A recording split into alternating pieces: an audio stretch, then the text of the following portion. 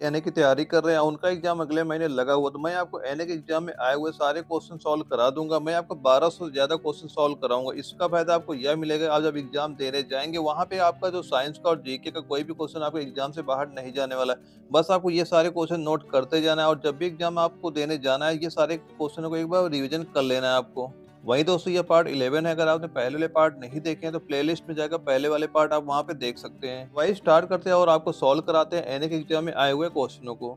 सबसे पहले हम बायोलॉजी क्वेश्चन सॉल्व करेंगे। जो हमारा आज बायोलॉजी का पहला क्वेश्चन, ये क्वेश्चन आपका आया था एआरओ भोपाल में 2017 वाले एनए के एग्जाम में पूछा गया था और इसमें पूछा क्या गया था कि निम्नलिखित में से कौन सा एक गर्म रक्त वाला जानवर है। और जो हमारे चार ऑप्शन दिए गए थे, पहला था हमारा सांप, दूसरा था कछुआ, तीसरा था छिपकली, चौथा क्या था बंदर था।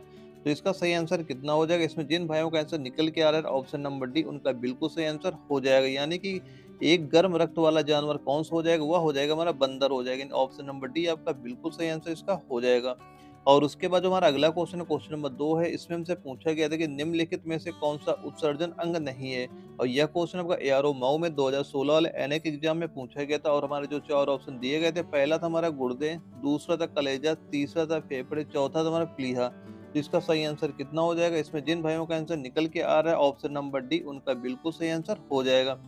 यानी कौन-सा उत्सर्जन अंग नहीं है, तुम्हारा जो प्लीहा है वो उत्सर्जन अंग नहीं होता, यानी ऑप्शन नंबर डी आपका बिल्कुल सही आंसर आपका हो जाएगा। दोस्तों ये सारे क्वेश्चन नोट करते जाना, आप एग्जाम में यही सारे क्वेश्चन वहाँ पे देखने को आपको मिल जाएँगे।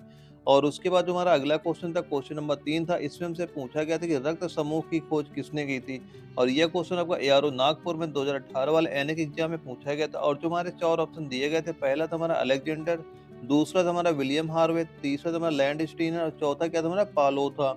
तो इसका सही आंसर कितना हो जाएगा? इसमें जिन भाइयों का आंसर निकल के आ रहा है ऑप्शन नंबर सी, उनका बिल्कुल सही आंसर हो जाएगा। यानी रक्त समूह की खोज की किसने की थी? यह की थी लैंड स्टीनर ने की थी। ऑप्शन नंबर सी आपका बिल्कुल सही इसका आंसर हो जाएगा। और उसके बाद जो हमारा अगला क्वेश्चन है, क्वेश्चन नंबर 4 है। इसमें हमसे पूछा गया था कि निम्नलिखित में से कौन-सी विटामिन कैल्शियम के अवशोषण में सहायक है? और यह क्वेश्चन आपका एआरओ अहमदनगर में 2015 वाले एनए के एग्जाम में पूछा गया था और जो हमारे 4 ऑप्शन दिए गए थे, पहला था हमारा विटामिन डी, दूसरा है विटामिन ए, तीसरा है विटामिन बी और चौथा क्या है हमारा विटामिन सी। तो इसका सही आंसर कितना हो जाएगा? इसमें जिन भाइयों का आंसर निकल के आ रहा है ऑप्शन नंबर ए, उनका बिल्कुल सही हो जाएगा। यानी कि विटामिन कैल्शियम के अवशोषण में कौन सहायक होता है? वह होता है हमारा विटामिन डी सहायता करता है, यानी ऑप्शन नंबर ए आपका बिल्कुल सही आंसर आपका हो जाएगा। और उसके बाद जो हमारा अगला क्वेश्चन है, क्वेश्चन नंबर 5 है। इसमें हमसे पूछा गया था कि निम्नलिखित में से कौन-सा एक कार्बोहाइड्रेट है? और यह क्वेश्चन आपका एआरओ गुवाहाटी में 2017 वाले एनए के एग्जाम में पूछा गया था और जो हमारे 4 ऑप्शन दिए गए थे, पहला था हमारा इंसुलिन, दूसरा है ग्लूकोज, तीसरा है यूरिया, चौथा है हमारा ग्लाइसिन। तो इसका सही आंसर कितना हो जाएगा? इसमें जिन भाइयों का आंसर निकल के आ रहा है ऑप्शन नंबर बी, उनका बिल्कुल सही आंसर हो जाएगा। यानी कौन सा एक कार्बोहाइड्रेट है? तो ग्लूकोज एक कार्ब। और इसके बाद जो हमारा अगला क्वेश्चन है, क्वेश्चन नंबर 6, और इसमें हमसे पूछा गया था कि मीबोमियन ग्रंथ किसमें स्थित है होती है? और यह क्वेश्चन हमका एआरओ लखनऊ में 2018 वाले एनए के एग्जाम में पूछा गया था और जो हमारे 4 ऑप्शन थे, पहला था आंख, दूसरा है कान, तीसरा है नाक, चौथा क्या है? यह सभी। तो इसका सही आंसर कितना हो जाएगा? इसमें जिन भाइयों का आंसर निकल के आ रहा है ऑप्शन नंबर ए, उनका बिल्कुल सही आंसर हो जाएगा। यानी कि मीबोमियन ग्रंथ किसमें स्थित होती है? वह स्थित होती है आंख में स्थित होती है। ऑप्शन नंबर ए आपका इसका बिल्कुल सही आंसर हो जाएगा। और उसके बाद जो हमारा अगला क्वेश्चन है, क्वेश्चन नंबर 7 है। इसमें हमसे पूछा गया था कि निम्नलिखित में से कौन सा पदार्थ सामान्यतः मूत्र में पाया जाता है? और यह क्वेश्चन आपका एआरओ कैथरबंद में 2015 वाले एनए के एग्जाम में पूछा गया था और हमारे जो 4 ऑप्शन दिए गए थे, पहला था हमारा रक्त प्रोटीन, दूसरा तुम्हारा था क्रिएटिनिन और तीसरा तुम्हारा लाल रक्त कोशिकाएँ और चौथा है क्या था हमारा श्वेत रक्त कोशिकाएँ। तो इसका सही आंसर कितना हो जाएगा? इसमें जिन भाइयों का आंसर निकल के आ रहा है ऑप्शन नंबर बी, उनका बिल्कुल सही आंसर हो जाएगा। यानी कि कौन-सा पदार्थ सामान्यतः मूत्र में पाया जाता है? तो वह हो जाएगा हमारा क्रिएटिनिन हो जाएगा। ऑप्शन नंबर बी आपका इसका बिल्कुल सही आंसर हो जाएगा। और उसके बाद जो हमारा अगला क्वेश्चन था, क्वेश्चन नंबर 8 था। इसमें हमसे पूछा गया था कि दांतों की कठोर इनेमल परत क्या होती है? और यह क्वेश्चन आपका एआरओ गया में 2016 वाले एनए के एग्जाम में पूछा गया था और हमारे जो 4 ऑप्शन दिए गए थे, पहला था हमारा कैल्शियम ऑक्साइड, दूसरा था हमारा कैल्शियम हाइड्रोक्साइड एपेटाइट और तीसरा था हमारा कैल्शियम फास्फेट और चौथा क्या था हमारा कैल्शियम हाइड्रोक्साइड। तो इसका सही आंसर कितना हो जाएगा? इसमें जिन भाइयों का आंसर निकल के आ रहा है ऑप्शन नंबर सी, उनका बिल्कुल सही आंसर हो जाएगा। यानी कि दांतों की कठोर इनेमल परत क्या होती है? वह होती है हमारे कैल्शियम फास्फेट होती है। ऑप्शन नंबर सी आपका बिल्कुल सही आंसर इसका हो जाएगा। और उसके बाद जो हमारा अगला क्वेश्चन है, क्वेश्चन नंबर 9 है। इसमें हमसे पूछा गया था कि आयोडीन टेस्ट का प्रयोग किसकी उपस्थिति जानने के लिए होता है। और ये क्वेश्चन आपका एआरओ आगरा में 2015 वाले एनए के एग्जाम में पूछा गया था। और हमारे 4 ऑप्शन क्या थे? पहला था वसा, दूसरा था कार्बोहाइड्रेट, तीसरा था प्रोटीन, चौथा क्या था? कोलेस्ट्रॉल था। तो इसका सही आंसर कितना हो जाएगा? बिल्कुल सही आंसर हो जाएगा। यानी कि आयोडीन टेस्ट का प्रयोग किसकी उपस्थिति जानने के लिए होता है? तो वह होता है हमारा कार्बोहाइड्रेट की उपस्थिति। ऑप्शन नंबर बी आपका बिल्कुल सही आंसर हो जाएगा। और इसके बाद हमारा अगला क्वेश्चन था, क्वेश्चन नंबर 10 था। इसमें हमसे पूछा गया था कि थायराइड ग्रंथि का स्थान कहाँ पर होता है? और यह क्वेश्चन का एआरओ जबलपुर में 2016 के एनए के एग्जाम में पूछा गया था। और हमारे 4 ऑप्शन क्या थे? पहला था आंख, दूसरा था यकृत, तीसरा था गला, चौथा क्या इनमें से कोई नहीं। तो इसका सही आंसर कितना हो जाएगा? इसमें जिन भाइयों का आंसर निकल के आ रहा है ऑप्शन नंबर सी उनका बिल्कुल सही हो जाएगा।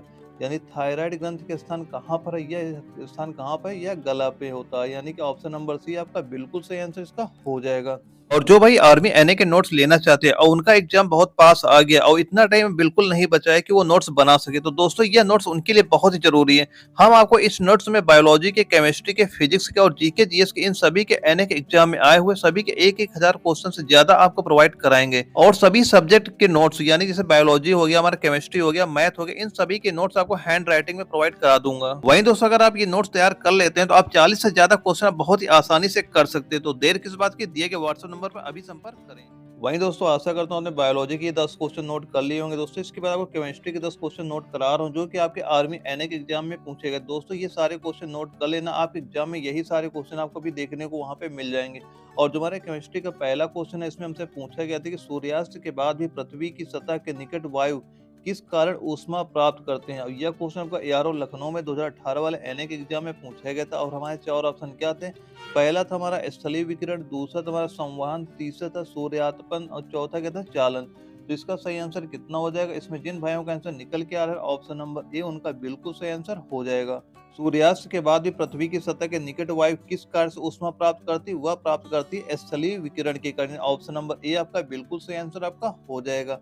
और इसके बाद जो हमारा अगला क्वेश्चन था, क्वेश्चन नंबर 2 था। इसमें हमसे पूछा गया था कि न्यूक्लियर रिएक्टर में भारी जल का प्रयोग शीतल के रूप में किया जाता है, वो भारी जल है।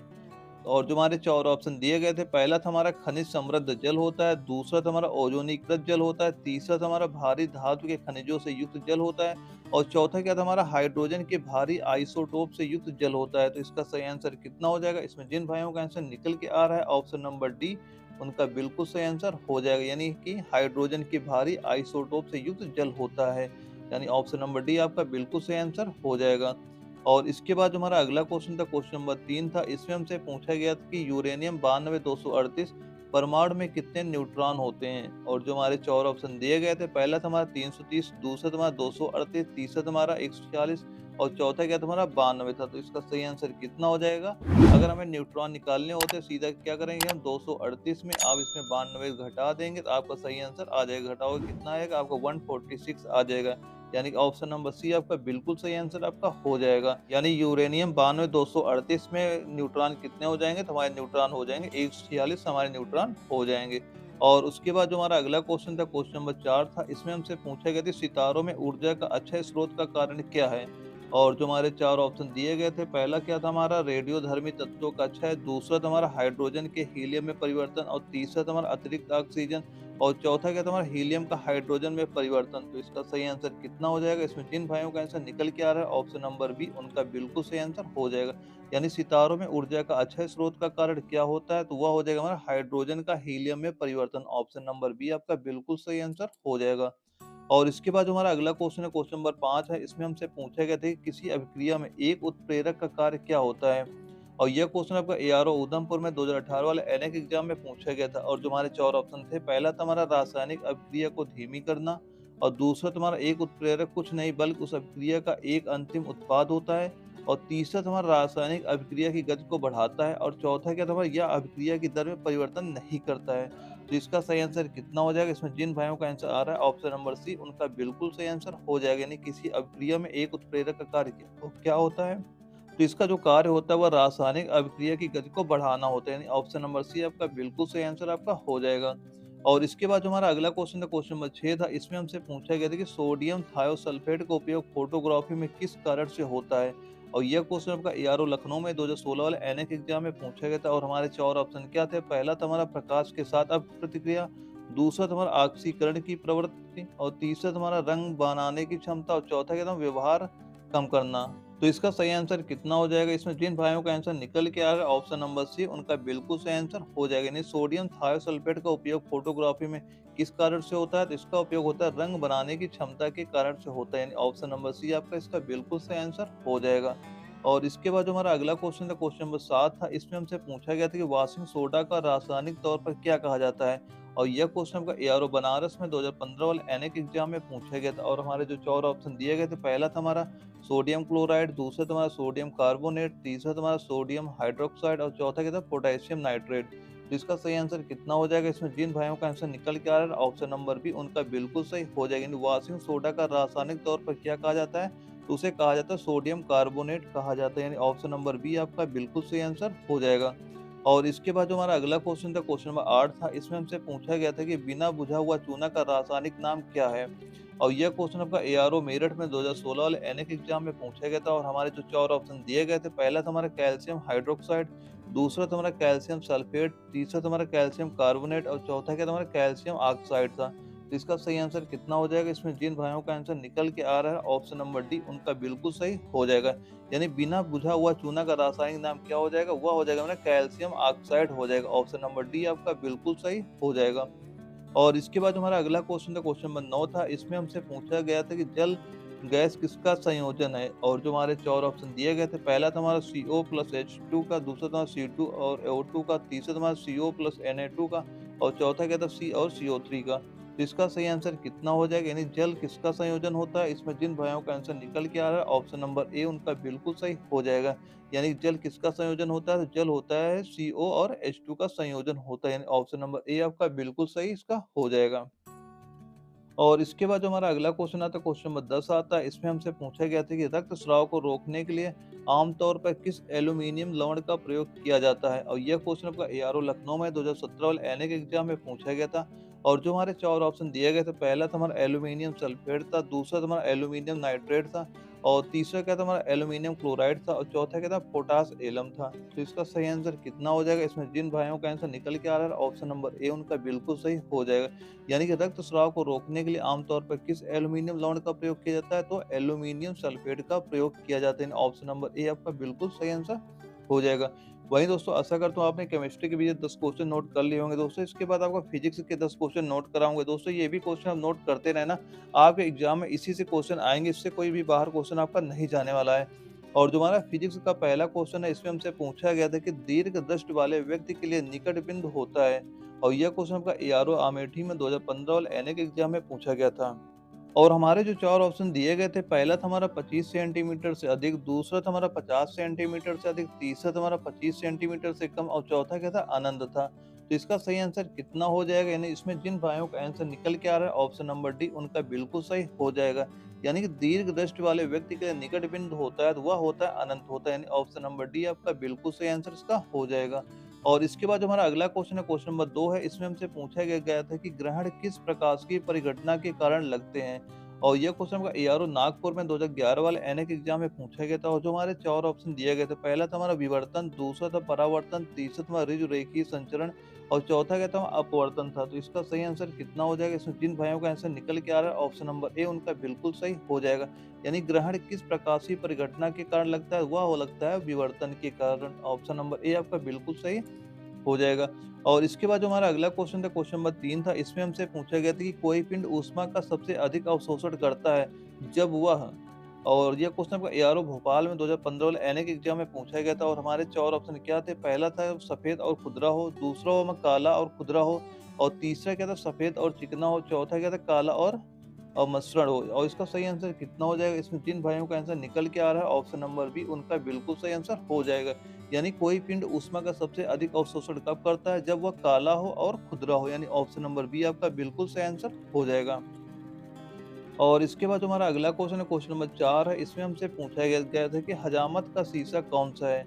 और यह क्वेश्चन आपका एआरओ लखनऊ 2017 वाले एनएक एग्जाम में पूछा गया था। हजामत मतलब जो नाव होते हैं जो सेविंग के लिए शीशा यूज करते हैं, उसका पूछ रहा है वो कौन सा शीशा होता है। और जो हमारे 4 ऑप्शन दिए गए थे, पहला था उत्तल, दूसरा था हमारा समतल, तीसरा है अवतल और चौथा क्या है परवलयी।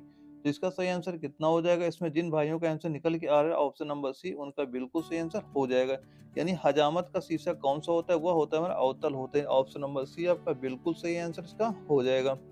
और इसके बाद जो हमारा अगला क्वेश्चन है, क्वेश्चन नंबर 5 है। इसमें हमसे पूछा गया था कि एक घड़ी की कमानी में ऊर्जा होती है, और ये क्वेश्चन आपका एआरओ अगरतला में 2018 वाला। और हमारे 4 ऑप्शन क्या थे? पहला था हमारा विद्युत ऊर्जा, दूसरा था गतिज ऊर्जा, तीसरा था हमारा गतिज व विद्युत ऊर्जा दोनों, और चौथा क्या था हमारा स्थितिज ऊर्जा। तो इसका सही आंसर कितना हो जाएगा? इसमें जिन भाइयों का आंसर निकल के आ रहा है ऑप्शन नंबर डी उनका बिल्कुल सही आंसर हो जाएगा। यानी एक घड़ी की कमानी में कौन सी ऊर्जा होती है? वह ऊर्जा होती है हमारी स्थितिज ऊर्जा होती है। ऑप्शन नंबर डी आपका बिल्कुल सही हो जाएगा। और इसके बाद जो हमारा अगला क्वेश्चन है, क्वेश्चन नंबर 6 है। इसमें हमसे पूछा गया था कि चमगादड़ द्वारा किस प्रकार की ध्वनि उत्पन्न होती है? और यह क्वेश्चन आपका एआरओ बनारस में 2015 वाले एनेक एग्जाम में पूछा गया था। और जो हमारे 4 ऑप्शन थे, पहला क्या था हमारा अल्ट्रासोनिक, दूसरा तुम्हारा सबसोनिक, तीसरा तुम्हारा सुपरसोनिक, और चौथा क्या था हमारा इंफ्रासोनिक। तो इसका सही आंसर कितना हो जाएगा? इसमें जिन भाइयों का आंसर निकल के आ रहा है ऑप्शन नंबर ए उनका बिल्कुल सही हो जाएगा। यानी कि चमगादड़ द्वारा किस प्रकार की ध्वनि उत्पन्न होती है? तो अल्ट्रासोनिक ध्वनि उत्पन्न होती है। ऑप्शन नंबर ए आपका बिल्कुल सही हो जाएगा। और इसके बाद जो हमारा अगला क्वेश्चन आता है, क्वेश्चन नंबर 7 आता है। इसमें हमसे पूछा गया था कि 5 किलोग्राम द्रव्यमान वाले किसी वस्तु पर 4 सेकंड तक बल लगाने से वस्तु का वेग 12 मीटर प्रति सेकंड से 20 मीटर प्रति सेकंड हो जाता है। बल की गणना करें। ऐसे हम जानते हैं बल बराबर क्या होता है? F बराबर होता है हमारा एम ए होता है। यानी कि यहाँ पे M क्या होता है? द्रव्यमान होता है, और A क्या होता है? त्वरण होता है। तो इसमें क्या-क्या वैल्यू दी जा रही है? पहला दिया जा रहा है हमें द्रव्यमान कितना दे रहा है? 5 द्रव्यमान दे रहा है। जहाँ M है वहाँ रख देंगे 5 रख दें, और A बराबर होता है हमारा त्वरण होता है। त्वरण बराबर क्या होता है? वेग परिवर्तन बटे समय। तो वेग परिवर्तन कितना हो रहा है? यानी कि 12 से 20, यानी 12 से 20 हो गया, यानी 8 हो गया बटे समय। समय कितना है? 4 है। तो त्वरण कितना आ गया? त्वरण आ गया हमारा 2 आ गया। तो जहाँ त्वरण मान है वहाँ पे 2 रख देंगे, यहाँ से कितना आ जाएगा? 10 हो जाएगा। तो इसका सही आंसर कितना हो जाएगा? बल की गणना करें, बल कितना आ जाएगा हमारा? बल हो जाएगा 10 हो जाएगा। यानी ऑप्शन नंबर ए आपका बिल्कुल सही आंसर आपका हो जाएगा। यानी कि 5 किलोग्राम द्रव्यमान वाले किसी वस्तु पर 4 सेकंड तक बल लगाने से वस्तु को वेग 12 मीटर प्रति सेकंड से 20 मीटर प्रति सेकंड हो जाता है। बल की गणना करें, बल कितना हो जाएगा? बल हमारा हो जाएगा ऑप्शन नंबर ए 10 हो जाएगा इसका। और इसके बाद जो हमारा अगला क्वेश्चन है, क्वेश्चन नंबर 8 है। इसमें हमसे पूछा गया था कि पवन चक्की कौन सी ऊर्जा का यांत्रिक शक्ति में परिवर्तित करती है? और जो हमारे 4 ऑप्शन थे, पहला था रासायनिक, दूसरा था नाभिकीय, तीसरा था गुरुत्वीय, और चौथा क्या था हमारा गतिज ऊर्जा था। तो इसका सही आंसर कितना हो जाएगा? इसमें जिन भाइयों का आंसर निकल के आ रहा है ऑप्शन नंबर डी उनका बिल्कुल सही आंसर हो जाएगा। यानी कि पवन चक्की कौन सी ऊर्जा को यांत्रिक शक्ति में परिवर्तित करती है? तो वह हो जाएगी हमारी गतिज ऊर्जा को। ऑप्शन नंबर डी आपका बिल्कुल सही आंसर इसका हो जाएगा। और इसके बाद जो हमारा अगला क्वेश्चन आया था, क्वेश्चन नंबर 9 आया था। यह क्वेश्चन का एआरओ अमेठी में 2017 वाले एनेक एग्जाम में पूछा गया था। और इसमें पूछा क्या गया था कि निम्नलिखित में से तापमान की एसआई मात्रक कौन-सा है? और जो हमारे 4 ऑप्शन थे, पहला था केल्विन, दूसरा था र्यूमर, तीसरा था कैंडेला, और चौथा क्या था? इनमें से कोई नहीं। तो इसका सही आंसर कितना हो जाएगा? इसमें जिन भाइयों का आंसर निकल के आ रहा है ऑप्शन नंबर ए उनका बिल्कुल सही हो जाएगा। यानी कि निम्नलिखित में से तापमान की एसआई मात्रक कौन-सा हो जाएगा? वह हो जाएगा हमारा केल्विन हो जाएगा। ऑप्शन नंबर ए आपका बिल्कुल सही हो जाएगा। और इसके बाद जो हमारा अगला क्वेश्चन है, क्वेश्चन नंबर 10 आता है। इसमें हमसे क्या पूछा गया था? इसमें पूछा गया था कि लैक्टोमीटर किस सिद्धांत पर कार्य करता है? और यह क्वेश्चन का एआरओ मऊ में 2015 वाले एनेक एग्जाम में पूछा गया था। और जो हमारे 4 ऑप्शन दिए गए थे, पहला था हमारा अनिश्चितता नियम, दूसरा था सापेक्षता सिद्धांत, तीसरा था आर्किमिडीज सिद्धांत, और चौथा क्या था? इनमें से कोई नहीं। तो इसका सही आंसर कितना हो जाएगा? यानी कि लैक्टोमीटर किस सिद्धांत पर कार्य करता है? तो वह कार्य करता है आर्किमिडीज के सिद्धांत पर कार्य करते हैं। ऑप्शन नंबर सी आपका बिल्कुल सही आंसर इसका हो जाएगा। वहीं दोस्तों आशा करता हूँ आप फिजिक्स के 10 क्वेश्चन नोट कर लिए होंगे। दोस्तों इसके बाद आपको जीके जीएस के 10 क्वेश्चन नोट करा रहा हूँ, जो कि आपकी आर्मी एनए के एग्जाम में पूछे गए थे। दोस्तों ये सारे क्वेश्चन नोट करते जाना, आपके एग्जाम में यही सारे क्वेश्चन वहाँ पे देखने को मिल जाएंगे।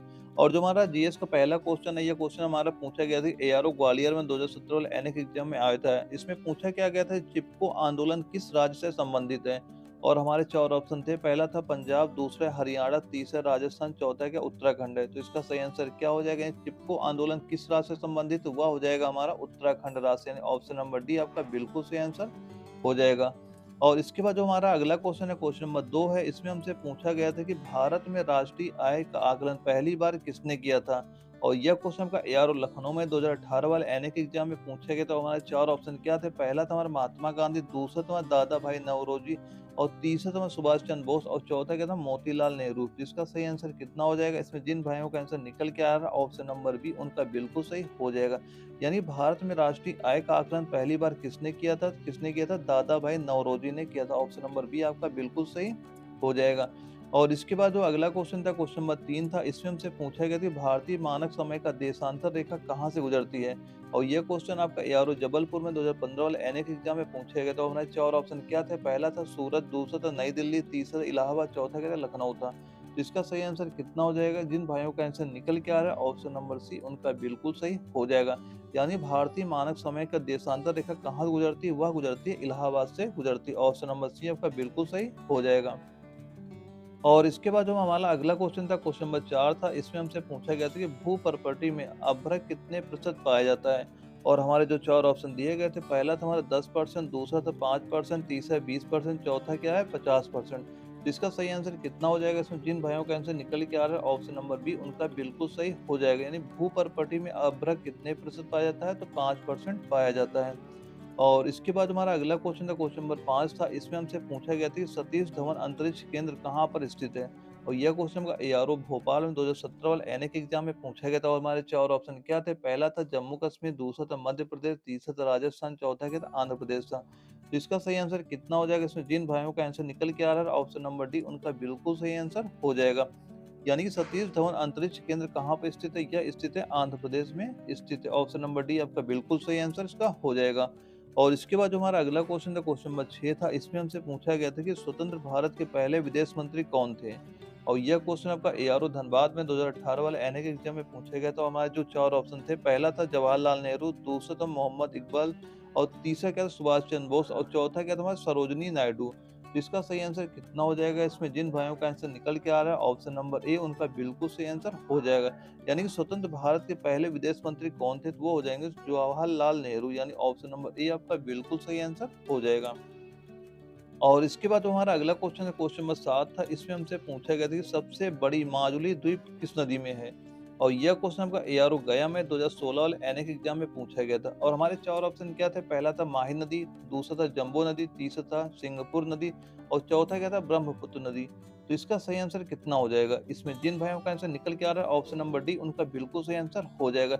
यानी सबसे बड़ी माजुली द्वीप किस नदी पर है? तो यह स्थित है हमारे ब्रह्मपुत्र नदी पर स्थित है। ऑप्शन नंबर डी आपका बिल्कुल सही आंसर इसका हो जाएगा। और इसके बाद जो हमारा अगला क्वेश्चन है, क्वेश्चन नंबर 8 है, और इसमें हमसे क्या पूछा गया था कि एटीएम का फुल फॉर्म क्या है? और यह क्वेश्चन आपका एआरओ भोपाल में 2015 वाले एनएक एग्जाम में पूछा गया था। और हमारे 4 ऑप्शन क्या थे? पहला तो हमारा ऑटोमेटिक टेलर मशीन, दूसरा तुम्हारा ऑटोमेटेड टेलर मशीन, और तीसरा क्या था? Automatic teaching machine. तो इसका सही आंसर, और डी क्या था? इनमें से कोई नहीं। तो इसका सही आंसर कितना हो जाएगा? इसमें जिन भाइयों का आंसर निकल के आ रहा है, ऑप्शन नंबर बी उनका बिल्कुल सही आंसर हो जाएगा। यानी एटीएम का फुल फॉर्म क्या हो जाएगा? एटीएम फुल फॉर्म हो जाएगा हमारा ऑटोमेटेड टेलर मशीन। यानी ऑप्शन नंबर बी आपका बिल्कुल सही आंसर इसका हो जाएगा। और इसके बाद जो हमारा अगला क्वेश्चन है, क्वेश्चन नंबर 9 है, इसमें हमसे पूछा गया था कि कावेरी नदी जल विवाद किन 2 राज्यों के मध्य में है? और यह क्वेश्चन आपका एआरओ नागपुर में 2018 वाले एनएक एग्जाम में पूछा गया था। और जो हमारे 4 ऑप्शन थे, पहला था हमारा तमिलनाडु और कर्नाटक के बीच में, दूसरा है हमारा राजस्थान और गुजरात के बीच में, तीसरा है हमारा उत्तर प्रदेश और मध्य प्रदेश के बीच में, और चौथा क्या था? पंजाब और हरियाणा के बीच में। तो इसका सही आंसर कितना हो जाएगा? यानी कावेरी नदी जल विवाद किन 2 राज्यों के मध्य में स्थित है? यह स्थित है हमारा तमिलनाडु और कर्नाटक के बीच में। ऑप्शन नंबर ए आपका बिल्कुल सही आंसर इसका हो जाएगा। और इसके बाद जो हमारा अगला क्वेश्चन है, क्वेश्चन नंबर 10 है, इसमें हमसे क्या पूछा गया था कि संयुक्त राष्ट्र सुरक्षा परिषद के अस्थायी सदस्यों का कार्यकाल कितने वर्ष का होता है? और यह क्वेश्चन आपका एआरओ लखनऊ में 2016 वाले एनएक एग्जाम में पूछा गया था। और हमारे 4 ऑप्शन क्या थे? पहला था 5 वर्ष, दूसरा था 10 वर्ष, तीसरा था 2 वर्ष, और चौथा क्या था? 1 वर्ष। तो इसका सही आंसर कितना हो जाएगा? इससे जिन भाइयों का आंसर निकल के आ रहा है, ऑप्शन नंबर सी उनका बिल्कुल सही आंसर हो जाएगा। यानी कि संयुक्त राष्ट्र सुरक्षा परिषद के अस्थायी सदस्यों का कार्यकाल कितने वर्ष का होता है? तो वह होता है हमारा 2 वर्ष का होता है। ऑप्शन नंबर सी आपका बिल्कुल सही आंसर आपका हो जाएगा। वहीं दोस्तों, आशा करता हूँ आपने ये 40 क्वेश्चन नोट कर लिए होंगे। दोस्तों, आपको इस तरह का आपको 1200 क्वेश्चन सॉल्व करा दूंगा। जब आप आर्मी एनए का पेपर देने जाएंगे, तो आपको कोई भी क्वेश्चन आपका एग्जाम से बाहर नहीं जाने वाला है। बस आप ये क्वेश्चन नोट करते जाना, और जब भी एग्जाम देने जा रहे हैं, ये सारे क्वेश्चन एक बार रिवीजन जरूर कर लेना। और जो भाई नोट्स लेना चाहते हो, दिए गए व्हाट्सएप नंबर पर संपर्क करके नोट्स ले सकते हैं वहाँ से। और जो भाई इस क्लास की पीडीएफ लेने जाते हैं, वीडियो के डिस्क्रिप्शन में मैंने इंस्टाग्राम का एक लिंक दे रखा है, वहाँ पे आप मैसेज करके इस क्लास की पीडीएफ वहाँ पे ले सकते हैं। और दोस्तों, ये वीडियो अगर आपको अच्छी लगे तो वीडियो को लाइक करना, अगर आप चैनल नए हो चैनल सब्सक्राइब करना, ताकि आगे भी चल के आपको इस तरह के वीडियो मिलते रहें। ओके दोस्तों, मिलते हैं अगले वीडियो में, तब तक के लिए जय हिंद, वंदे मातरम।